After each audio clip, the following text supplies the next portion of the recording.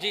आपने कहा जाओ, और आज अपने समाज की एक बात कह दूं, ये निकाह कराने वाले लोग रिश्ते कराने, बड़ी अच्छी बात है, रिश्ते कराइए, बहुत सवाब का काम है रिश्ते कराना, लेकिन खुदा के वास्ते झूठ बोल के रिश्ता ना कराइए। जी। ये जब रिश्ता कराते हैं ना, रिश्ता जी। तो कहते लड़का 90,000 रुपए कमा रहा, अब्बा भी माहौल बना रहा गांव में। जब बच्चे की शादी का दिन आया ना, अब्बा ने माहौल बना दिया। कहाँ है लड़का? रे उसकी मत पूछो साहब, इस महीने उन्होंने 85,000 रुपए डाले, अगले महीना रे अब के कमाल कर दिया 95,000। फिर बिचौलियों पुंदों के बीच में लाके बैठा था, भाई बताइए कितना कमा रहा हमारा लोंडा? ये कौन से लल्ला के पास से आई है? तो खुद उसकी सुन के कहते ना, इनका लल्ला तो लाखों कमा रहा जी। और उसकी लग गई, बोले लाखों कमा रहा। हाँ, अब बिचौलिया जब इसने लाखों सुनी ना, तो लड़की वालों के यहाँ जाके था, तुम्हें पता है जहां रिश्ता करा रहा हूं लड़का 2 लाख कमा रहा है। उधर तो था ही प्लस में, इधर फिर डबल प्लस हो गया, इनने कर दिया 2 लाख।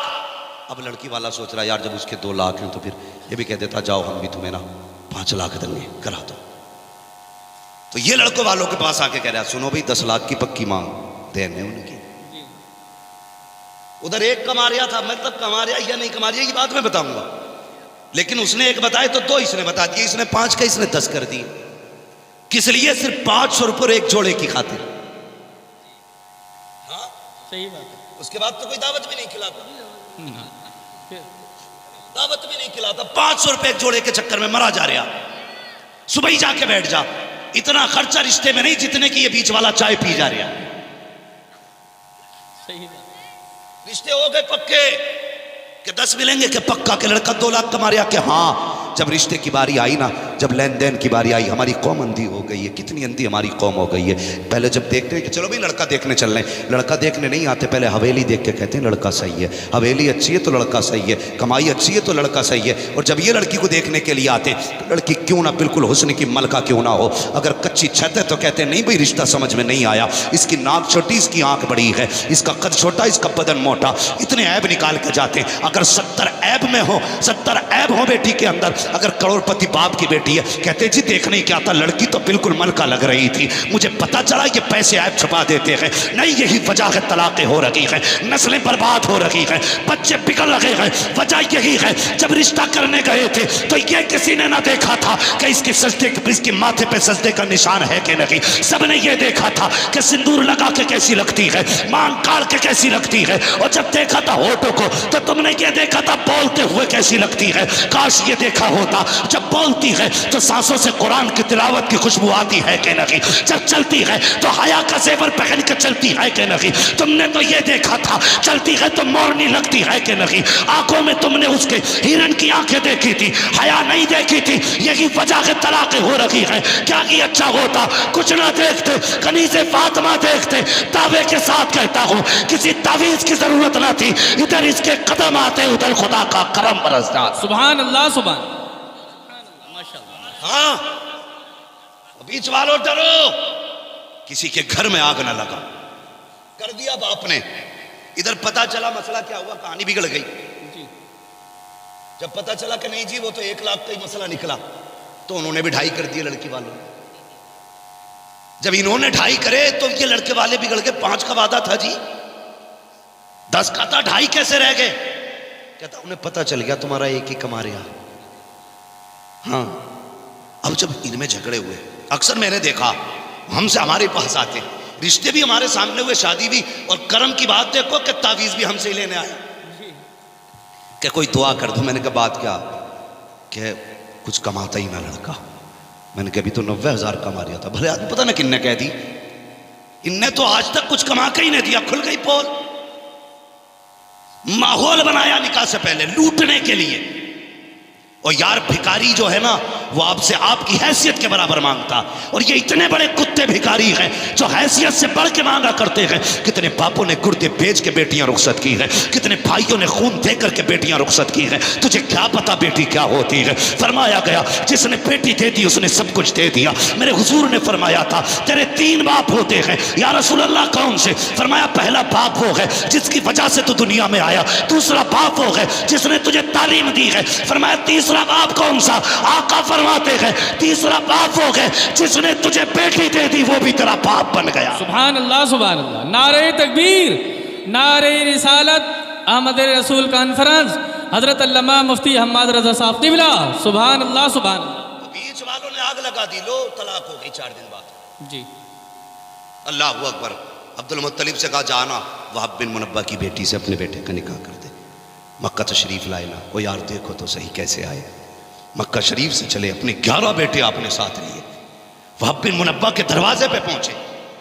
इतना बड़ा सरदार जो काबे का मुतवल्ली हो, कुरैश का सरदार हो, जिसके सामने अब्रहा की औकात नहीं कि आंखों में आंखें डाल के बात कर ले, वो वहाब बिन मुनब्बा के दरवाजे पे खड़ा है। कहने लगे कैसे आना हुआ? तो आपने यूं अपना दामन फैलाया, फरमाया भीख लेने आया हूं। कहा कि तुम्हारे जैसे अमीर को मेरे दरवाजे से किस चीज की उम्मीद है? कहने लगे कुछ न दे, अपनी बेटी मेरी झोली में डाल दे। सुभान अल्लाह। आज ऐसे रिश्ते किए जाते हैं कि आज ऐसे रिश्ते होते कि बेटी दे झोली में डाल दे? कौन मानता बेटियों को झोली में? आज तो चुरी रख के लोग बैठे। बेटा जवान हो रहा ना तो हिसाब लगा रहा, 5 फीट का हो गया 5 लाख पक्के, 6 फीट का हो गया 12 लाख पक्के, हिसाब लगा रहा। बाप नहीं जल्लाद है। मुझे हैरत होती है यार, इन बापों को मिलेगा क्या? इनके मुंह में दांत नहीं, पेट में आंख सलामत नहीं, और बेड का हिसाब लगाए घूम रहा। इसे एक बार बेटा बैठने नहीं देगा बेड पे। जी सही बात। हाँ, जिस गाड़ी के लिए ये आतंक काट रहा ना, एक बार उस गाड़ी में नहीं बैठेगा, लेकिन मरा फिर रहा। मिजाज देखो, ये सोच नहीं हमारी। हमारा बेटा तो जवान हो गया, 60-70 हजार रुपए महीना कमा रहा, लेकिन हमने सोफे इसलिए नहीं खरीदे कि बेटी वाला देगा। इसलिए नहीं खरीदे हमने सोफे कि बेटी वाला देगा। हमने कभी बेड नहीं खरीदा कि लड़की लेके आएगी। इतनी घटिया सोचे हैं हमारी। और यार कभी किसी के देने से भला नहीं होता, भला तभी होता है जब खुदा देता है। सुभान अल्लाह। खुदा देता है तब भला होता है। अल्लाह अकबर। कहने लगे बेटी दे दे। आपने इतना सुना, कहने लगे सुनो, आमीना आज भी तुम्हारी है, कल भी तुम्हारी है। कहने लगे पूछोगे नहीं मेरा बेटा क्या करता है? मेरे अब्दुल्ला के बारे में पता नहीं करोगे? कैसा है वो? तो हजरत वहाब बिन मुनब्बा ने कहा था पूछने की जरूरत ही क्या है? जो इब्राहिम तुम्हारे ख्वाब में आए थे 8 दिन पहले, वही इब्राहिम मेरे ख्वाब में भी। सुभान अल्लाह सुभान अल्लाह। मेरे ख्वाब में भी वही आए थे, कहा था बेटी अब्दुल्ला को दे दे। निकाह हो गया, घर आ गई सैयदा आमीना। ठीक है जी, बात आ गई यहां तक समझ में? अगर मैं तफसील से बयान करूं बड़ा वक्त लगेगा। घर आ गई, इधर अब्दुल्ला बैठे, इधर हजरत आमीना आमने सामने। आज अगर मियां बीवी आमने सामने बैठ जाएं तो कोई नया झगड़ा तैयार पक्का। लेकिन वो आमने सामने बैठे तो हजरत आमीना ने हजरत अब्दुल्ला को देखा। कहने लगी अब्दुल्ला कहा जी, कहा मैं बड़े नसीब वाली हूँ। कहा क्यों? कि तुम्हारा जैसा शोहर मुझे मिला है। सुभान अल्लाह। हजरत आमीना का इतना जुमला सुना, हजरत अब्दुल्ला कहने लगे नहीं आमीना, तुझसे ज्यादा नसीब वाला तो मैं हूं। कहा क्यों? कि आप जैसा शोहर खुदा ने मेरे नसीब में लिखा है। सुभान अल्लाह सुभान। आज ये बातें होती हैं घर में। कितनी भी अच्छी बीवी ले आओ, आदमी देख के कहता वो तो मैं था जो कर लिया तुझे। कोई और होता ना तो करता भी नहीं। तो औरत भी कहती जी बस कीजिए, मेरा बाप था जो भीख समझ के तुम्हें बेटी दी है, वरना तुम्हारा मुंह नहीं था मैं तुम्हारे घर तक आती। यहां से झगड़े शुरू होते, फिर तलाक पे तलाक। ये घरों के हालात है। अल्लाह अकबर। 5 महीने का अरसा गुजर गया हुजूर के वालिद के निकाह को। कितने? सारे बोले जरा जल्दी से, वक्त पूरा हो रहा है। कितने? 5 महीने का अरसा गुजर गया। हजरत अब्दुल्ला अब्दुल मुत्तलिब से कहते हैं अब्बा का जी कि मैं इजाजत दें, तिजारत के लिए बाहर जाना चाहता हूं।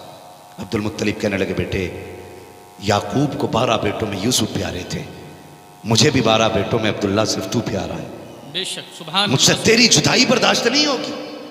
बेटे क्यों जाना चाहते हो? कहा अब्बा अब तक अकेला था, अब 3 होने वाले, अब 3 होने वाले। मैं चाहता हूं कुछ कमाऊं ताकि कल मेरा बेटा किसी चीज़ की ख्वाहिश करे तो उसे राहें न तकनी पड़े, उसे इंतज़ार न अपना करना पड़े। मैं चाहता हूँ बेटे के हर ख्वाब पूरा करूँ। अब्दुल मुत्तलिब का पोता आने वाला है, अब्दुल्ला का लख्त जिगर आने वाला है, इसलिए मेरे बाप जाने की इजाज़त दें। अल्लाह अकबर। अब्दुल मुत्तलिब ने बात दिले ना खास्ता अब्दुल मुत्तलिब ने हज़रत अब्दुल्ला को इजाज़त दी। आप हज़रत आमीना के पास आए, आके कहने लगे मेरे शरीक हयात परदेश जा रहा हूँ, इजाज़त चाहिए। इतना सुना सैयदा की आंख में आंसू आ गए, रो के कहने लगी मेरे सरताज अभी कितने दिन गुजरे हैं, अभी जी भर के मैंने देखा भी नहीं है, अभी तो आंखों की प्यास तक नहीं बुझी है। ए मेरे सरताज कितने दिन हुए हैं, अभी तो हमने साथ प्यार भरी बातें भी नहीं की हैं, आप जाने की बात कर रहे हो, इतनी जल्दी जुदाई का मौसम भी आ गया। कहने लगे आमीना फिक्र न कर, कुछ दिन की बात है, फिर परदेश से वापस आऊंगा, तेरे हाथ की पक्की रोटी भी खानी है, तुझसे बैठ के प्यार की बातें भी करूंगा। अल्लाह अकबर। यह कह के अब्दुल्ला जब परदेश गए हैं,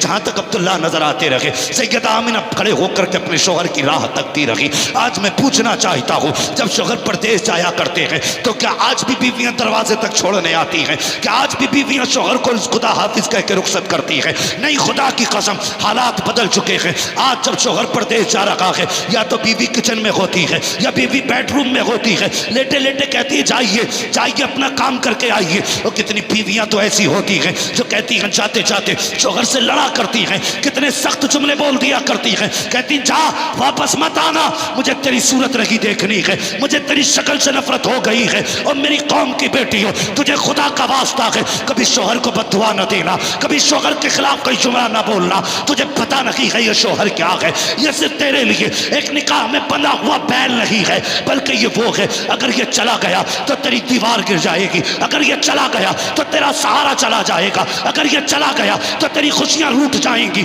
अगर ये चला गया कोई तुझे इज्जत की निगाह से नहीं देखेगा, अगर ये चला गया कोई तुझे चैन से रोटी नहीं देगा। तुझे क्या लगता है शोहर के बाद तू चैन से जी लेगी? कसम खुदा की ये वो समाज है उस वक्त तक बेवा को रोटी नहीं देता।